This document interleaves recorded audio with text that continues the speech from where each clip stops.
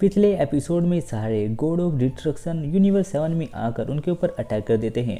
Goku Lord वीरुस के साथ लड़ने के तैयार हो जाता है। अब आगे गोकू स्पीड से आता है, लॉर्ड वीरुस के ऊपर अटैक करता है, पर लॉर्ड वीरुस उसके सारे अटैक से बचते रहते हैं और कुछ भी नहीं करते। तभी वो गोकू के पीछे आते हैं और गोकू को एक लात मारकर दूर फेंक देते हैं। तभी पीछे से वेजिटा उड़ा हुआ आता है और लॉर्ड वीरुस के ऊपर लात मारता है। लॉर्ड वीरुस एक एनर्जी अटैक मारते हैं और उसे दूर फेंक देते हैं। फिर ट्रंक्स अपनी तलवार लेकर उनके ऊपर अटैक करने के लिए आता है। लॉर्ड वीरुस उसकी तलवार को एक उंगली से रोक लेते हैं और बहुत ही आसानी से उसे रोक के रखते हैं। बाकी के योद्धा भी ये सब देखते रहते हैं। क्रिलियन कहता है, नामुमकिन, इनके सामने हमारी कोई औकात ही नहीं है, इनसे लड़ना तो खुदकुशी होगी।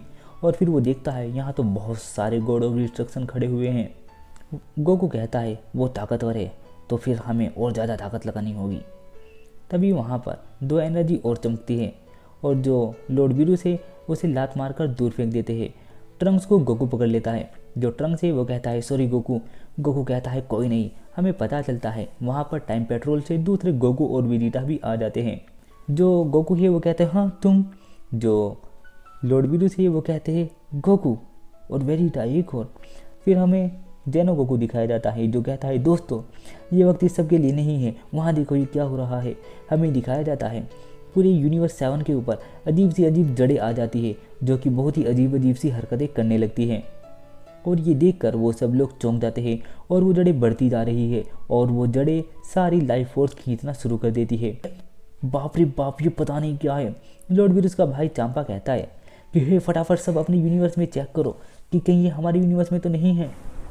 सारे गॉड ऑफ डिस्ट्रक्शन अपने अपने यूनिवर्स में चेक करते हैं कि क्या हो रहा है। उन्हें पता चलता है इसी प्रकार की जड़ें सबके प्लैनेट पर आ रही है, सब यूनिवर्स इसी उससे पीड़ित हो रहे हैं। और ये देखकर वो सब के सब घबरा जाते हैं कि ये क्या हो रहा है और ये सारी जड़ उनकी लाइफ फोर्स खींच रही है। सब प्लैनेट धीरे धीरे तबाह होते जा रहे हैं और कुछ प्लैनेट की तो बहुत ही स्पीड से लाइफ फोर्स खींची जा रही है, जिसकी वजह से कुछ प्लैनेट तो बहुत ही जल्दी तबाह हो गए।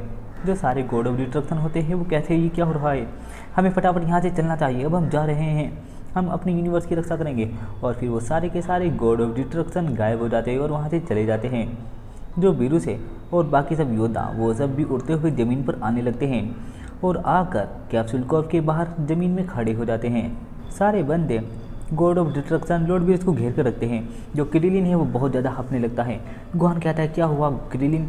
क्रिलिन कहता है पता नहीं क्यों, अभी मैं ठीक था और अभी से ही मेरी सांस बहुत ज़्यादा फूलने लगी। वेजिटा बताता है कि असल में अब यहाँ की लाइफ फोर्स कम होती जा रही है और जितने भी जीवित लोग यहाँ पर हैं या फिर जीवित प्राणी वो सब धीरे धीरे कमज़ोर होने लगेंगे और मर जाएंगे। तभी उन्हें एक बंदे की आवाज़ आती है और उन्हें पता चलता है ऊपर तो फू खड़ा हुआ है और तभी फू के ऊपर डोगी डोगी आकर बैठ जाता है। लॉर्ड वीरुस फू से पूछते हैं क्या ये वही बर्ड है कैटाट्रोफ। फू कहता है हाँ बिल्कुल ये वही है, तुम लोगों को यूनिवर्स सीड याद है। और तभी हमें यूनिवर्स सीड का सीन दिखाया जाता है और फिर तभी हर्ष बताता है मेरे अंदर वो बड़ा होकर पवित्र यूनिवर्स ट्री बन रहा है और वो धीरे धीरे पनप रहा है और ये सब उसी की जड़ें हैं। हमें पता चलता है यूनिवर्स सीड से इसने ये बनाया है।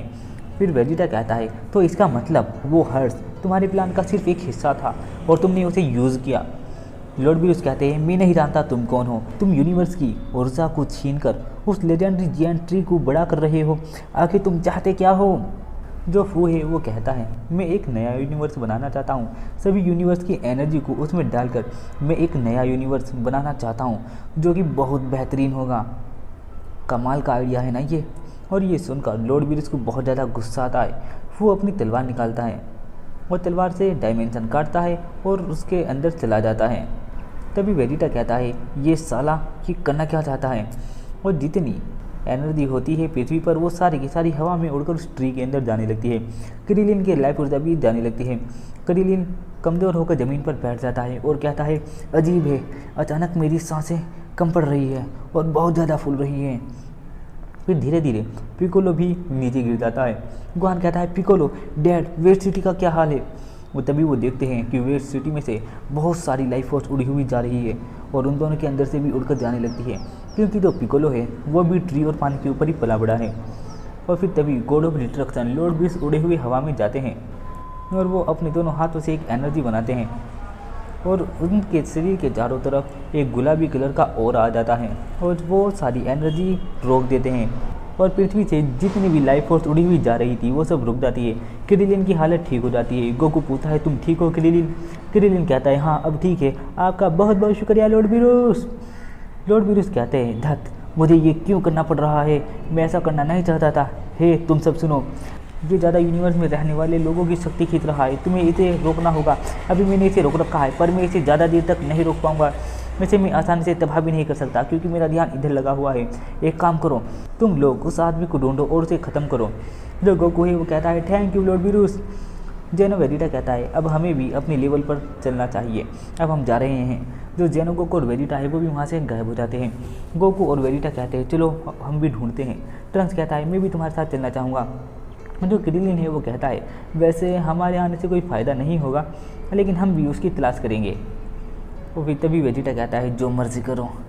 गोकू कहता है तो ठीक है चलो चलते हैं फिर वेजिटा। और फिर वो सब अपनी एनर्जी बढ़ाते हैं और वहाँ से चले जाते हैं। ये वाला एपिसोड यहीं पर ख़त्म हो जाता है। उम्मीद करता हूँ आपको पसंद आया होगा। इसी प्रकार के एपिसोड देखने के लिए हमारे चैनल को सब्सक्राइब करना ना भूलें।